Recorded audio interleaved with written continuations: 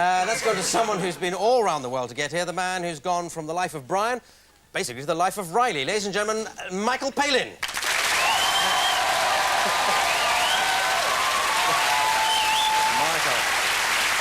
Right. Good to see you. Good to see you. Right. So, there it is. There it is. That's it. So you've been around the world in 80 days like that. And yeah. now you've done pole to pole like that. So I know. What's next? Are you going to burrow through it or backwards round it? People have been looking at the works of Jules Verne for a sequel, you know. Yeah. You could do a British one, Northampton to Southampton. That would be cheap. The BBC suggested that, actually, but we couldn't get the clearance to film in certain parts of London. Absolutely. Well, I've seen the first episode, which has already gone out. I've seen a sneak preview of the second. Sweetie, I do my research in depth. You've got all this work yes, to do. it's dreadful, really. They say it's... Was it dreadful? Well... Oh, it's dreadful what you have to do. But most of the time, you should have your clethes off. I mean, both episodes, your kit's off and your... Clive, that's a complete exaggeration. Well, now, come on, how many bits minutes? I held on pause, anyway. There was a full back view. It's not pole to pole, it's Melvin cheek to Bragg cheek. described full dorsal nudity. Yes, there was. It's cheek to cheek. You turn around, there's a bit of pole to pole as well, I think. Tell me, I was watching it at home with my daughter, suddenly let out a shriek of embarrassed agony when she saw me take the towel off and... Dad, what are you doing? What are you doing? Yes. Those flabby bottoms, she said.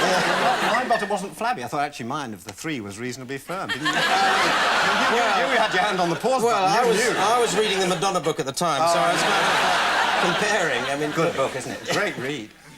Great. Oh, you read it, do you?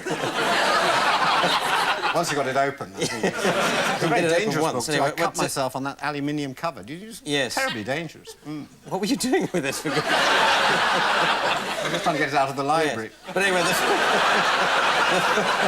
first... Yes.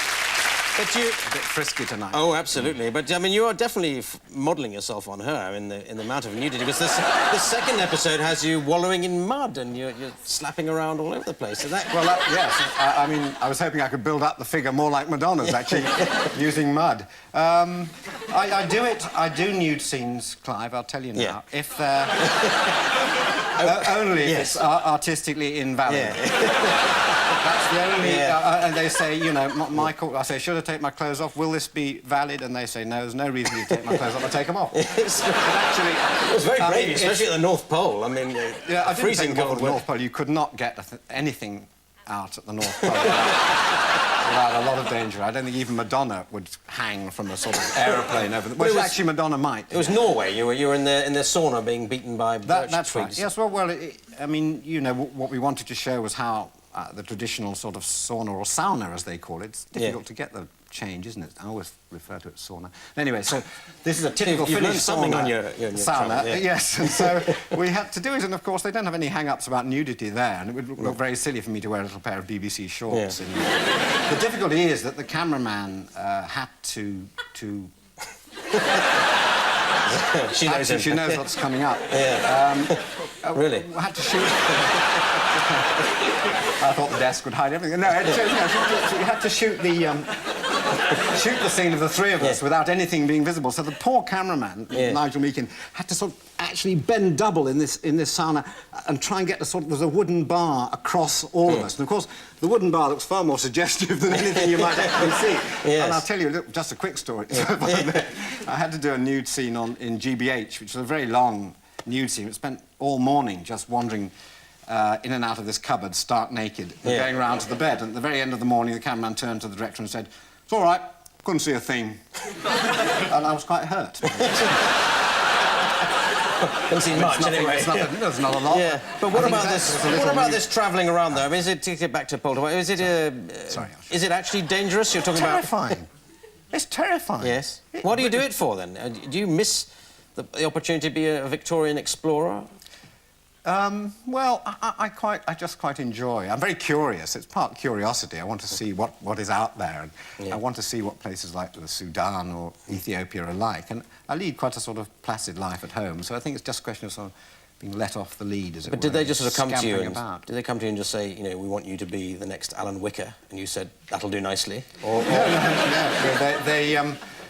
they said, in fact, on 80 Days, they wanted Alan Wicker to do it first. They said, Alan, we'd like you to be the first Michael Palin. And he didn't want to do it because it did involve, I mean, quite rightly, it wasn't his style. Well, he tends to sit by pools with rich people and having a good time, and you're he's got on the right. bus. He's absolutely got it right. But, you know, he's got the costume. I can't take over the Wicker role. He's got that absolutely taped. Yeah, the blazer. If I see a rich person, you know, I don't know what to say to them. Yeah. I mean...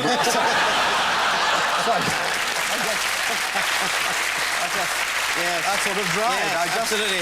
I just went, sorry. But, no, what they like is discomfort. We found this on 80 Days. The great...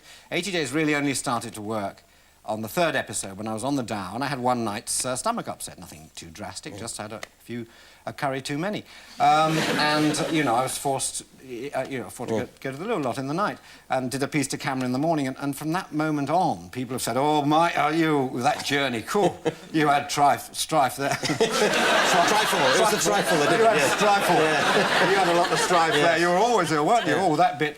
And we found that was so successful that actually dysentery was written into the contract. But it's the main problem when you're doing these travel logs around the world. You've got to keep out the way of Alan Wicker, who's doing most of the news. That's right. And there's Attenborough off the animals, and you with no clothes on. You've all got to... I know. Yeah. I know. There you are. You're doing a shot of, you know, lions mating, and you find these, they move away, and there's Attenborough interviewing the lions. Yeah.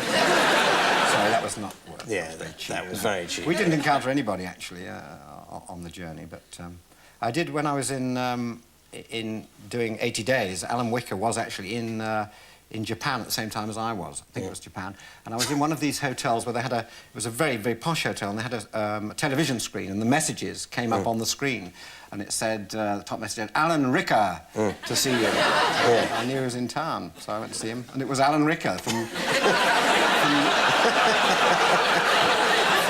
Chorley Wood. I mean, how do you manage the packing for a pole vault? Do you have, like, a woolly vest that you put on the, you know, North Pole, and then you take it off for the equator, and then back to the South Pole? Oh, where's my woolly vest gone? Well, first of all, you take all your clothes off. Yeah. Nice big suitcase. You pack so that saves. It saves a lot, anyway. And you just fill it with toilet rolls. I'm absolutely serious. It is the single most important item for the traveller is toilet rolls. I mean, you will need them. And do you... I mean, or a good book, or you know, whatever. But are you... Well, you say there's not many... a bad book, probably. There's not many people there. Are you humping your own luggage on the trip around? Anything. You get desperate when you're in the middle of Africa. All right, well, thank you very much, Michael Palin. That's all we've got time for. It just remains for me to thank David Mellor, QCMP, Kenneth Branagh, Michael Palin, me, Clive, saying good night. Good night.